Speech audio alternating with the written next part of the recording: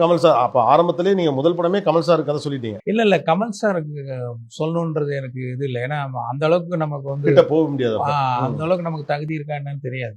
Gentleman பண்ணிட்டு ஒரு சரத்குமாருக்காக try பண்ணிட்டு இருந்தோம். அப்போ சரத்குமாரோடைய டேட்ஸ் வந்து ஒரு சிவஸ்ரீ பிக்சர்ஸ்ன்ற ஒரு கம்பெனி கிட்ட இருந்தது. அவங்கள்ட்ட போய் நான் கேட்டேன், இந்த மாதிரி சரத்குமார் டேட்ஸ் நான் ஒரு கதை சொல்றேன் கேளுங்க. கதையை கேட்டாங்க. கதையை கேட்டுட்டு நல்லா இருக்கு, இது நீங்க வந்து சரத்குமாருக்கு பண்ண வேண்டாம், கமல் சாருக்கு பண்றீங்களான்னாங்க. எனக்கு தூக்கி வாரி போட்டுச்சு.